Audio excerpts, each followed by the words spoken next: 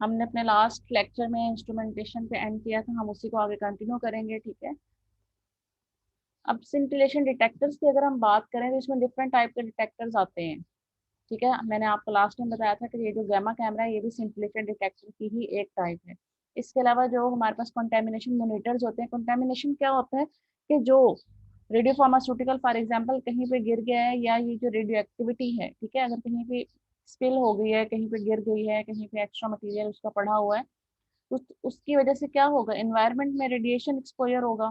ठीक है, ये सारी जो है ये कंटेमिनेशन है। अब उस चीज को मॉनिटर करने के लिए, चेक करने के लिए कि यहाँ पे कितनी रेडियो एक्टिविटी पड़ी हुई है, यहाँ पे कितना कोई मटेरियल है, जैसे शेल्फ्स वगैरह होती हैं, कैबिनेट्स वगैरह हैं, तो वहां पे कोई रेडियो फार्मास्यूटिकल गिर जाता है तो वो कंटेमिनेशन, उन चीजों को मॉनिटर करने के लिए, चेक करने के लिए जो हम इंस्ट्रूमेंट यूज करते हैं। ठीक है, उसके बाद हमारे पास गैमा काउंटर्स हैं, गैमा प्रोब सिस्टम है जो कि अब मतलब ओल्ड हो गया, इतना अब यूज नहीं हम करते। उसके बाद गैमा कैमरा जो कि हम यूज करते हैं। इसके बाद पेट कैमरा होता है जो हम पेट के लिए यूज करते हैं। ठीक है, तो ये जो है ये सारे क्या है, सिंटिलेशन डिटेक्टर्स हैं जिनको हम न्यूक्लियर मेडिसिन में यूज कर सकते हैं। उसके बाद अगर हम पल्स हाइट एनालाइजर की बात करें तो जो हमने लास्ट टाइम डिस्क्राइब किया था, उसके लिहाज से अगर आप ये एक डायग्राम देखें तो मैंने आपको कहा था कि पल्स हाइट एनालाइजर के लिए हमारे पास दो वैल्यूज होती हैं, या दो हम लिमिट्स जो है वो इसकी डिफाइन कर देते हैं, जिसको एक को हम अपर लिमिट कहते हैं, एक को हम लोअर लिमिट कहते हैं। अब इन लिमिट के क्या होता है कि हमारे पास एक रेंज आ जाती है। ठीक है, अब हमने जो रेंज बना दी है उसके दरमियान में जो हमारे पास एनर्जी की रेंज होगी या एनर्जी की जो पीक होगी, अगर उस रेंज के दरमियान में आ रही है, जो दो वैल्यूज हैं, फॉर एग्जांपल हम कहते हैं कि हमने 100 से 150 के दरमियान, अपर जो हमारे पास लिमिट है वो आपके पास 150 है, लोअर जो वो 100 है, तो मीन्स के 100 से 150 के दरमियान में जो एनर्जी रेंज की रेडिएशन होंगी वो डिटेक्ट होंगी, लेकिन जो 150 से ऊपर चली गई हैं वो, और जो 100 से नीचे रह गई हैं वो डिटेक्ट नहीं होंगे। अगर आप यहाँ पे देखें तो ये जो ऑरेंज है ये नॉट डिटेक्टेड है, और जो ग्रीन है ये काउंटेड है। ठीक है, डिटेक्टेड है, मीन्स के ये इस विंडो के अंदर आ रहे हैं। ये है हमारे पास पल्स हाइट एनालाइजर का फंक्शन कि इसने ये काम करना होता है।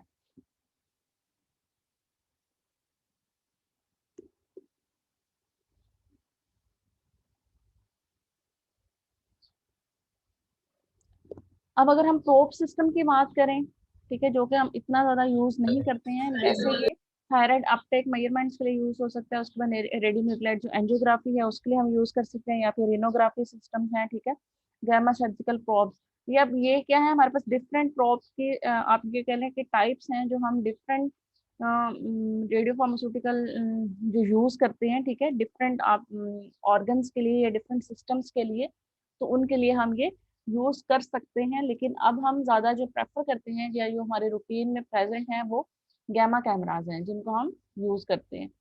अब अगर हम गैमा काउंटर की बात करें, ठीक है, तो हमने जो पीछे थोड़ा सा इसका आप ये कह लें कि डायग्राम देखी हुई थी। ठीक है, थोड़ा सा स्ट्रक्चर देखा था, तो यहाँ पे हम देखें ये आपके पास जो है ये लेड शील्ड। अब क्यों लेड शील्ड यूज करते हैं, क्योंकि हमारे पास यहाँ पे रेडियो फार्मास्यूटिकल होता है, सैंपल होता है, उसमें से रेडिएशंस निकलती हैं। अगर हम लेड शील्डिंग नहीं करेंगे तो वो रेडिएशंस जो है एनवायरनमेंट में जाएंगी, या वहाँ पे जो पर्सनल हैं, जो वहाँ पे एम्प्लॉयज हैं, जो काम कर रहे हैं, जो उसके साथ डील कर रहे हैं, ठीक है, उनको एक्सपोजर होगा। तो इस वजह से ये जो ब्लैक बाउंड्री आपको नजर आ रही है ये लेड शील्डिंग है। ठीक है, उसके बाद ये आपके पास सैंपल है, रेडियो फार्मास्यूटिकल सैंपल है, ये डिटेक्टर है। उसके बाद पीएम ट्यूब लगती है जिसको हाई वोल्टेज हम सप्लाई देते हैं। ठीक है, फिर हमारे पास एम्पलीफायर आ जाता है, फिर उसके बाद पल्स हाइट एनालाइजर आ जाता है, फिर टाइमर, स्केलर और रेट मीटर वगैरह आ जाते हैं।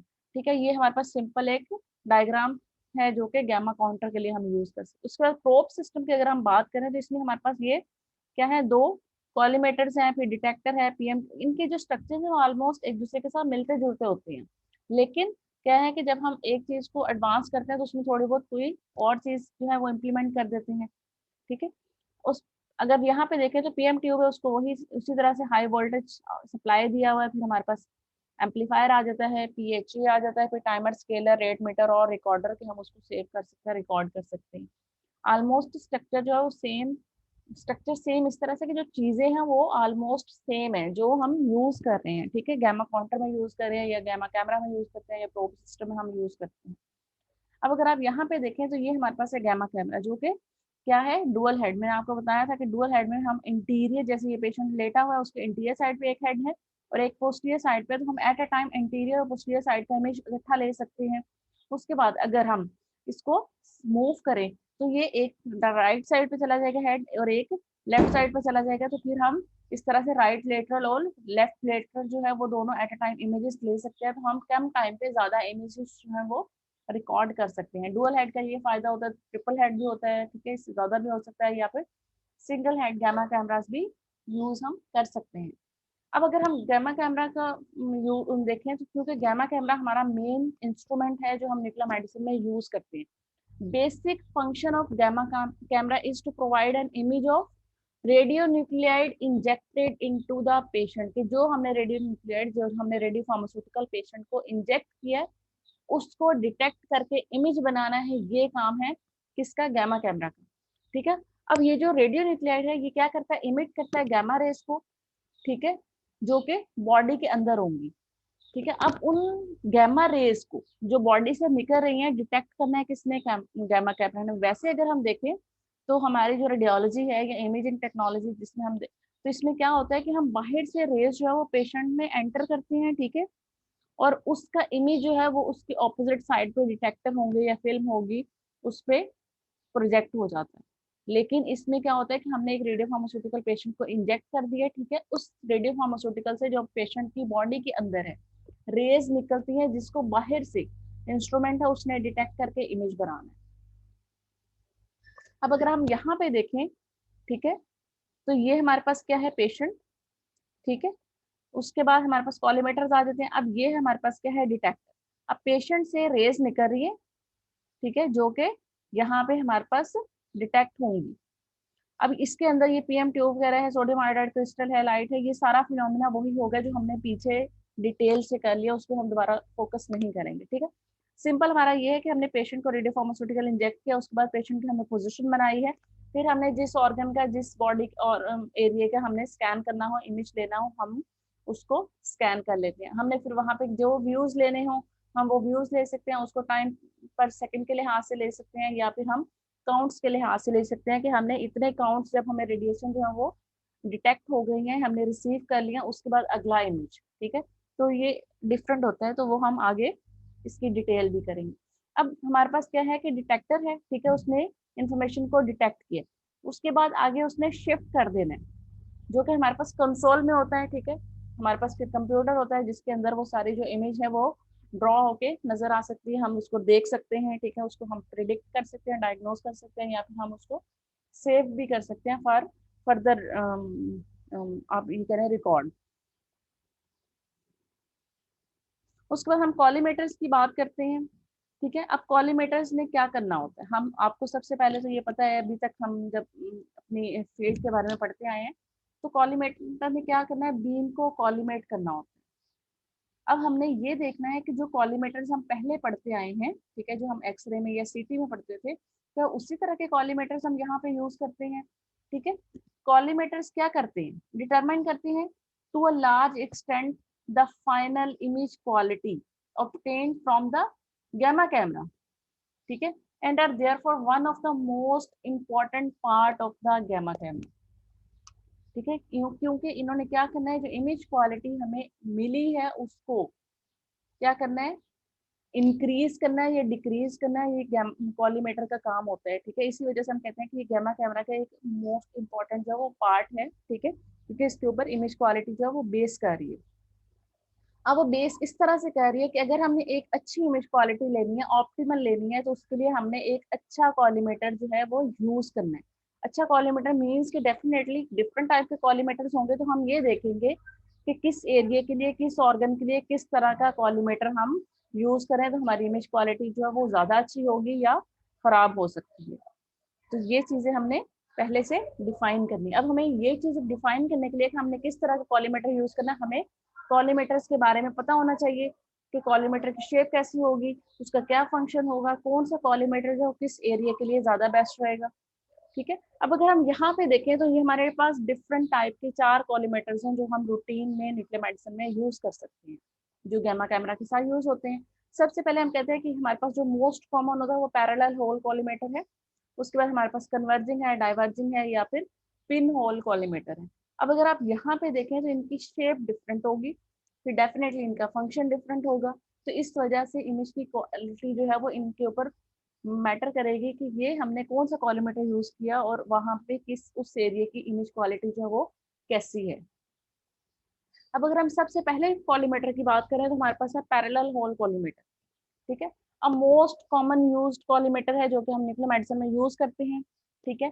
अब ये कैसा होता है, इसकी शेप कैसी होती है, इसमें large number of small holes होते हैं, ठीक है, large number of small holes हैं, ठीक है, जो कि सेपरेटेड है bye a thin septa.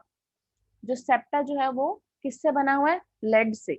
Means के होल्स की जो वॉल्स हैं, ठीक है, जो बाउंड्रीज हैं वो लेड से बनी हुई। तो इसका ये मतलब है कि हमने समझो एक प्लेट लिया लेड की, उसके अंदर अगर हम होल बना दें, ठीक है, तो वो हमारे पास ये शेप बन जाएगी कि हमने एक प्लेट ली उसके अंदर होल्स बनाए हैं, क्योंकि जो स्मॉल होल्स हैं उनकी जो मतलब सेपरेशन हुई हुई है एक होल की दूसरे से, वो सेप्टा है। सेप्टा जो है वो लेड का है, ठीक है, which are parallel to each other. अब ये जो होल्स हैं वो सारे एक दूसरे के क्या है, पैरेलल है, ठीक है। ये जो सेप्टास है, ठीक है, जो वॉल्स हैं वो दोनों सारी जो है वो पैरेलल होंगी, एक है फिर उसके बिल्कुल पैरेलल दूसरी वॉल होगी, फिर तीसरी वॉल होगी, फिर चौथी वॉल होगी, ठीक है। और उसके बाद हम कहते हैं ये क्या है, पैरेलल है एक दूसरे के, लेकिन and usually perpendicular to the face of the crystal. लेकिन जो क्रिस्टल है उसके लिहाज से अगर हम देखें तो ये परपेंडिकुलर होंगे, ठीक है। अब अगर हम देखें design, the design of a collimator is always a trade off between resolution, sensitivity and maximum energy which can be used with the collimator।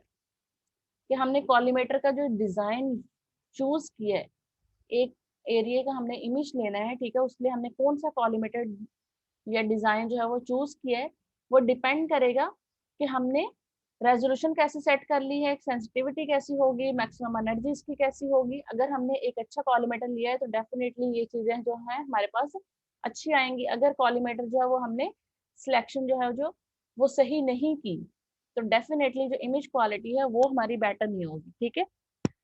Larger the whole diameter, ठीक है, अगर डायामीटर लार्जर है तो बेटर द सेंसिटिविटी लेकिन poor the resolution. दो चीजें हैं कि अगर डायामीटर जो है वो लार्ज हमने सेलेक्ट की है तो सेंसिटिविटी तो बेटर हो जाएगी लेकिन रेजोल्यूशन जो है वो पुअर हो जाएगी, पहली बात। पैरामीटर्स, ठीक है, विच डिटरमाइन रेजोल्यूशन एंड सेंसिटिविटी किसकी, पैरेलल होल कॉलीमेटर की। तो कौन कौन से पैरामीटर्स हैं जिनके ऊपर रेजोल्यूशन और सेंसिटिविटी ने बेस करना है, जिनको हमने सिलेक्ट करना है, ठीक है, कि हमने किस तरह से इन पैरामीटर्स को सिलेक्ट करना है कि हमारे पास रेजोल्यूशन भी अच्छी हो और उसकी सेंसिटिविटी भी अच्छी हो। जो पैरामीटर्स हैं इसमें सबसे पहले अगर हम देखें तो हमारे पास डायमीटर है, किसका, होल का डायमीटर, ठीक है। उसके बाद इफेक्टिव होल लेंथ है कि होल की कितनी लेंथ है, लेंथ वाइज अगर हम देखें। उसके बाद थिकनेस है सेप्टा की, ठीक है। फिर हम कहते हैं distance of the source from the collimator, collimator से कितना सोर्स का डिस्टेंस है, पेशेंट का डिस्टेंस है, जो ऑर्गन आप ले रहे हैं, जो एरिया आप ले रहे हैं वो कितना है, ठीक है। उसके बाद हमारे पास आ जाती है शेप ऑफ द होल। ये है डिफरेंट पैरामीटर्स जिनकी वजह से हम रेजोल्यूशन और सेंसिटिविटी को इंक्रीज या डिक्रीज करते हैं। द इफेक्टिव होल लेंथ, जिसको हम LE से कहते हैं, is slightly less than the physical hole length. कि जितनी हमें नजर आ रही होती है फिजिकली, ये ना कि जितनी फिजिकली अपीयरेंस हमें आ रही है उसकी निस्बत अगर हम देखें तो जो एक्चुअल उसकी होल की लेंथ होती है वो थोड़ी सी कम होती है, slightly less than the physical hole length to take into count the penetration of gamma rays, ठीक है। इफेक्टिव तो वो होगी ना जिसने एग्जैक्टली फंक्शन परफॉर्म करना है, ठीक है। फंक्शन क्या परफॉर्म करना है कि जिसमें से गामा रेज ने पास करना है, पेनिट्रेट करना है, ठीक है। तो इस वजह से हम कहते हैं कि फिजिकली हमें जितनी अपेयर हो रही है उसके लिहाज से जो इफेक्टिव होती है, जिसका फंक्शन होता है मेन प्रॉपर, वो थोड़ी सी कम होती है, ठीक है, जिसके थ्रू क्या हो रही है, account of penetration of gamma rays, ठीक है, through the edges of the septa at either end of the septa, ठीक है। अब आपने फिजिकल और जो इफेक्टिव होल लेंथ है इसको जहन में रखना है। If the effective hole length is not given for a particular collimator, then physical septal length can be used, कि अगर हमें LE जो है वो किसी पर्टिकुलर जो कॉलीमीटर है उसकी नहीं पता, तो फिर हम जो फिजिकल उन्होंने दी हुई होगी तो हम उसको भी फिर यूज कर सकते हैं, क्योंकि थोड़ा सा डिफरेंस होता है, लेकिन डिफरेंस है दोनों में। अब अगर हम यहाँ पे देखें तो ये हमारे पास है एक पैरेलल होल कॉलीमीटर, ठीक है। अब अगर हम यहाँ पे देखें तो ये है हमारे पास होल, ये क्या है, सेप्टा, जो कि लेड से बना हुआ है, ठीक है। तो ये क्या होगी, ये सेप्टा की थिकनेस होगी, ठीक है, जो कि कितनी है 0.2 mm। ये हमारे पास है होल जिसका डायमीटर होगा और उसकी लेंथ होगी। ये अगर आप देखें तो ये होल का डायमीटर है 2.5 mm। उसके बाद अगर होल की हम लेंथ देखें तो ये हमारे पास लिखी हुई है इफेक्टिव होल लेंथ, जो कि 32 mm है, ठीक है। ये सेप्टा है और ये हमारे पास क्या है, दरमियान में होल आ जाता है, ठीक है। अब अगर हम यहाँ पे देखें तो तीसरी जो चीज थी वो हमने कहा था कि डिस्टेंस किसका, सोर्स का और कॉलीमेटर का। तो वो क्या है, एच है, ये हमारे पास सोर्स है जिससे रेडिएशंस निकल रही है, कुछ स्कैटर्ड होंगी, उनकी डायरेक्शन चेंज होगी, कुछ जो है वो बिल्कुल इस साइड पे होंगी, ठीक है। अब क्या है कि ये जो डिस्टेंस है ये एच है, तो सोर्स से हमारे पास जो कॉलीमेटर तक का डिस्टेंस है वो एच। ये वो पैरामीटर्स है जिनके ऊपर बेस कर रही है किसकी, इमेज की क्वालिटी, सेंसिटिविटी, रेजोल्यूशन वगैरह, ठीक है। अब अगर हम यहाँ पे देखें तो ये एक फॉर्मूला है जो कि हम यूज करते हैं पैरेलल होल कॉलीमेटर के लिए। R G is equal to, R G क्या है, रेजोल्यूशन, ठीक है, इज इक्वल टू डी क्या है, डायमीटर, एल ई क्या है, इफेक्टिव होल लेंथ, उसके बाद एच क्या है हमारे पास, डिस्टेंस, ठीक है। तो ये हमारे पास एक फॉर्मूला बन गया, where R G is the resolution of the collimator, D is the diameter of the holes, L is the effective length of the holes, H is the distance of collimator from the source, जो कि patient होगा, ठीक है। अब हम कहते हैं कि अगर हम इस फार्मूले को जहन में रखें, ठीक है, तो आर जी जो कि रेजोल्यूशन है, इसकी वैल्यू इंक्रीज करेगी अगर डायमीटर की वैल्यू इंक्रीज हो। तो इट्स मीन कि अगर आर जी की वैल्यू इंक्रीज हो रही है तो रेजोल्यूशन जो है वो वर्स हो रही है, रेजोल्यूशन वर्स होगी अगर डायमीटर जो है वो लार्जर है, ठीक है। उसके बाद अगर हम कहते हैं कि इफेक्टिव होल लेंथ जो है वो इंक्रीज हो तो आरजी की वैल्यू जो है वो डिक्रीज होगी, तो इट्स मीन के रेजोल्यूशन जो है वो इंक्रीज होगी, ठीक है। रेजोल्यूशन जो है वो इसकी बेटर होगी, ठीक है। अब अगर हम यहाँ पे देखें, ये जो येलो लाइंस में लिखा हुआ, larger values of R G means worse resolution. इस चीज को आपने जहन में रखना है कि आर की वैल्यू अगर आपके पास ज्यादा आ रही है, डिजिट की फॉर्म में ज्यादा आ रही है, तो रेजोल्यूशन, इमेज के रेजोल्यूशन जो है वो डिक्रीज होगी। फॉर एग्जांपल एक की रेजोल्यूशन 5 थी, एक की 10 आ रही है, तो जो 5 वाला होगा उसकी रेजोल्यूशन अच्छी होगी इमेज क्वालिटी के लिहाज से अगर हम देखें, एज कम्पेयर टू 10। इस चीज को जहन में रख के अब अगर हम फार्मूले को देखें तो हम कहते हैं कि R G becomes larger if the hole diameter is increase. अगर डी की वैल्यू इंक्रीज होगी तो आर की वैल्यू इंक्रीज होगी, तो इट्स मीन के रेजोल्यूशन जो है वो वर्स होगी, ठीक है। अब हम कहते हैं कि इफेक्टिव होल लेंथ की वैल्यू अगर इंक्रीज होगी तो आर की वैल्यू जो है वो डिक्रीज होगी, इट्स मीन के रेजोल्यूशन जो है वो क्या होगी, इंक्रीज होगी, ठीक है। उसके बाद अगर हम एच के साथ देखें तो इसका भी सेम वही केस होगा जो कि डी के साथ है, ठीक है। अगर एच की वैल्यू इंक्रीज होगी तो आर की वैल्यू इंक्रीज होगी, तो इट्स मीन रेजोल्यूशन जो है वो डिक्रीज होगी। उसके बाद अगर हम यहाँ पे देखें तो ये एक और फॉर्मूला है जो कि सेंसिटिविटी के लिए हम यूज कर सकते हैं, ठीक है। पीछे हमारे पास रेजोल्यूशन के लिए था, ये क्या है, सेंसिटिविटी के लिए, where S is the sensitivity of the collimator. उसके बाद हमारे पास जो डिफरेंट दूसरे पैरामीटर्स है, सी है, सी क्या है, कांस्टेंट है, ठीक है, जो कि होल की शेप के लिहाज से एक कांस्टेंट वैल्यू होती है, ठीक है। हर शेप के लिए कांस्टेंट वैल्यू सेम नहीं होगी, जिस तरह की होल की शेप होगी, क्योंकि हमने ये कहा था कि इन होल की जो शेप है उसके ऊपर भी ये पैरामीटर जो है वो डिपेंड कर रहा है कि होल की किस तरह की शेप है। अब अगर हम यहाँ पे देखें तो हम कहते हैं कि सी कितनी है, 0.069 फॉर हेक्सागोनल होल्स, कि अगर शेप जो है वो हेक्सागोनल है तो फिर ये वैल्यू आएगी, अगर राउंड होल्स हैं तो फिर ये वैल्यू हम यूज करेंगे, अगर स्क्वायर होल्स हैं तो हम ये वैल्यू यूज करेंगे। उसके बाद जो अगली चीज है वो है हमारे पास क्या है, डी जो कि होल का डायमीटर है, एल क्या है जो कि इफेक्टिव होल लेंथ है, ठीक है, और टी क्या है, थिकनेस है, जो कि लेड के सेप्टास की होती है, ठीक है, जो होल्स के दरमियान में वॉल आ रही है उसकी थिकनेस कितनी है, ठीक है। तो ये हमारे पास चीजें अगर हम देखें तो इसके साथ हम सेंसिटिविटी को देख सकते हैं कि सेंसिटिविटी इंक्रीज हो रही है या फिर डिक्रीज हो रही है।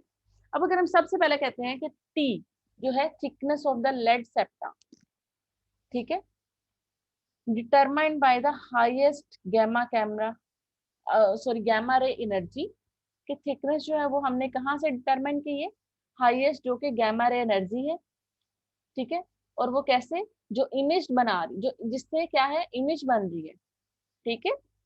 देखिए अगर आप यहाँ पे determined by the highest gamma ray energy which is to be imaged with the collimator, ठीक है।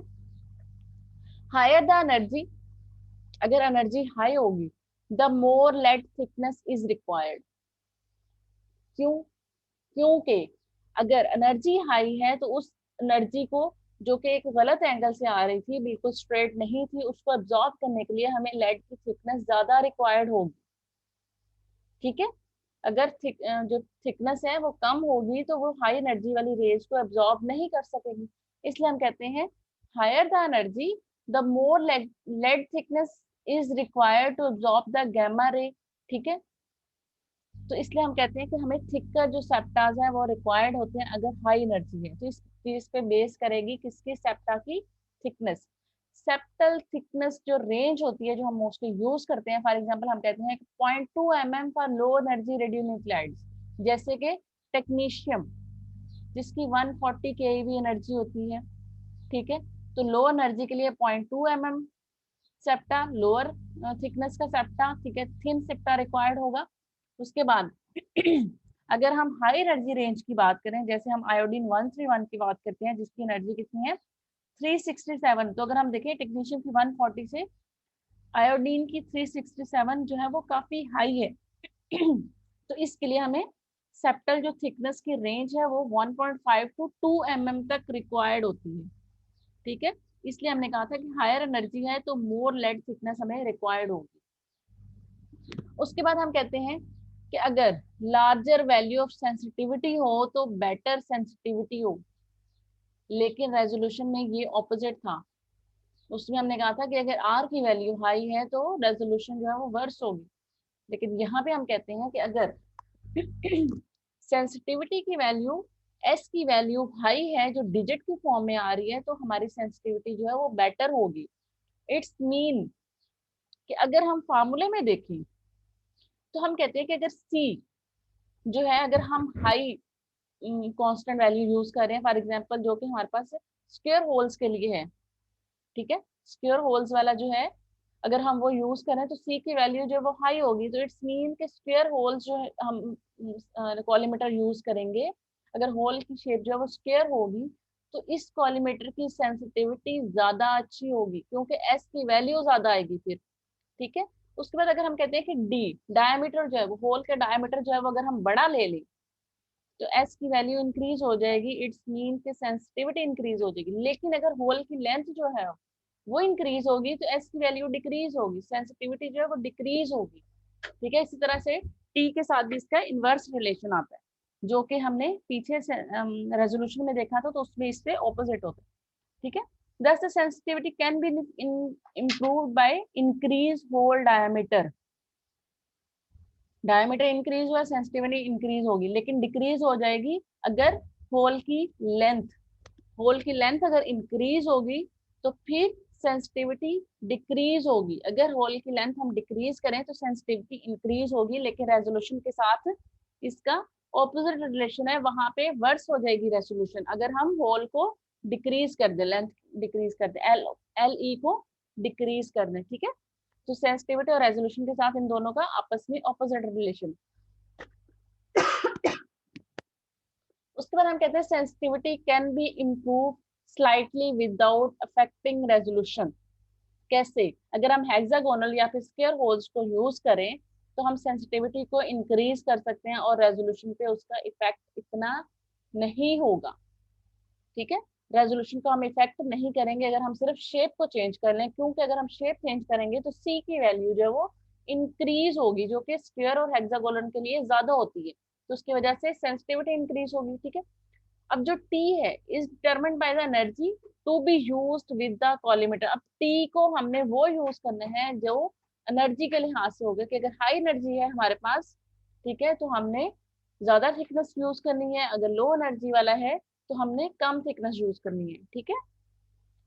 For a parallel hole collimator sensitivity is constant with distance, ठीक है। पैरेलल होल के लिए वो कहते हैं कि अगर हम डिस्टेंस चेंज कर भी रहे हैं सोर्स का कॉलीमेटर से तो सेंसिटिविटी जो है वो कांस्टेंट रहती है पैरेलल होल के लिए। Sensitivity does not change as the source is moved away from the collimator, इसका कोई इफेक्ट नहीं होगा। This is different to the resolution of the collimator, ठीक है। लेकिन हमने रेजोल्यूशन को भी जहन में रखना है, क्यों?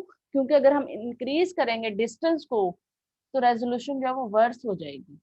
तो इसलिए हमने सिर्फ ये नहीं देखना कि हम डिस्टेंस ज्यादा कर लें तो सेंसिटिविटी कोई इफेक्ट नहीं आ रहा है, अगर हम डिस्टेंस को इंक्रीज कर देंगे तो रेजोल्यूशन इफेक्ट होगी। तो इसलिए हमने ऑप्टिमम चीजों को वैल्यूज को सिलेक्ट करना है। अगर आप यहाँ पे देखें तो ये हमारे पास है trade off between resolution and sensitivity, ठीक है। तो रेजोल्यूशन अगर हम देखें, लार्जर होल डायमीटर है डी, तो रेजोल्यूशन जो है वो वर्स होगी लेकिन सेंसिटिविटी जो है वो बेटर होगी। लेकिन अगर लार्जर होल लेंथ होगी तो रेजोल्यूशन जो है वो बेटर होगी लेकिन सेंसिटिविटी जो है वो वर्स होगी। तो दोनों का आपस में ऑपोजिट रिलेशन है। तो इस वजह से दोनों को हमने जहन में रख के इन पैरामीटर्स को हमने सिलेक्ट करना है, जिससे हमारा इमेज की क्वालिटी भी अच्छी हो, ठीक है, रेजोल्यूशन भी अच्छी हो और कॉलीमीटर की सेंसिटिविटी भी अच्छी हो। अब अगर हम यहाँ पे देखें तो ये हमारे पास एक ग्राफ है, ठीक है, जिसमें हम कहते हैं कि parallel hole collimator resolution versus distance, कि अगर हम रेजोल्यूशन को देखें और साथ में डिस्टेंस को देखें तो यहाँ पे अगर हम देखें तो ये हमारे पास क्या डिस्टेंस फ्रॉम कॉलीमेटर सोर्स का डिस्टेंस है ये, ठीक है, और ये हमारे पास है रेजोल्यूशन, ठीक है। अब अगर हम यहाँ पे देखें तो ये, ठीक है, यहाँ पे डिस्टेंस कम था, ठीक है, रेजोल्यूशन जो है वो कम है, ठीक है। जैसे ही डिस्टेंस जो है वो इंक्रीज हो रहा है रेजोल्यूशन जो है वो भी इंक्रीज हो रही है, ठीक है। ये सेंटीमीटर में डिस्टेंस जो है इस साइड में इंक्रीज होता जा रहा है, ठीक है। अब यहाँ पे हम देखते हैं तो ये अल्ट्रा हाई रेजोल्यूशन है, फिर हाई रेजोल्यूशन है, जनरल पर्पस के लिए हम यूज, अब ये जो है वो ये हमारे पास डिफरेंट है कि हम किस रेंज की रेजोल्यूशन जो है वो यूज कर सकते हैं। अब यहाँ पे हम देखते हैं तो ये अल्ट्रा हाई सेंसिटिविटी कि सबसे अच्छी सेंसिटिविटी हमें यहाँ इस पॉइंट पे मिल सकती है, लेकिन हमने सिर्फ सेंसिटिविटी को जहन में नहीं रखना, हमने रेजोल्यूशन को भी देखना है। इस पॉइंट पे रेजोल्यूशन जो है वो कम हो जाएगी, तो हम ये कहते हैं कि यहाँ पे अगर हम देखें तो ये मीडियम वैल्यू है जो कि जनरल पर्पस के लिए हम यूज कर सकते हैं, ठीक है। तो हम यहाँ पे रेजोल्यूशन और सेंसिटिविटी दोनों जो है वो एक ऑप्टिमम वैल्यू ले सकते हैं, तो हम इसको यूज कर लेंगे जो कि हमारे पास क्या है मीडियम वैल्यू है। अब यहाँ पे देखो तो मीडियम सेंसिटिविटी है, ठीक है, अब ये हाई सेंसिटिविटी है, ठीक है, यहाँ पे हाई रेजोल्यूशन है, ये अल्ट्रा हाई रेजोल्यूशन है, ठीक है। तो जैसे जैसे हमारे पास क्या है कि वैल्यू एक चीज इंक्रीज हो रही है तो दूसरी साथ में डिक्रीज हो सकती है, तो इसलिए हम क्या करते हैं कि उसके दरमियान की एक वैल्यू सेलेक्ट कर लेते हैं ताकि दोनों चीजों पे इफेक्ट ना आए, ठीक है। तो हम ये वाला लेक्चर आज यहाँ पे खत्म कर लेते हैं, बाकी जो है वो नेक्स्ट जो कॉलीमेटर्स की टाइप्स है वो हम कल डिस्क्राइब कर लेंगे।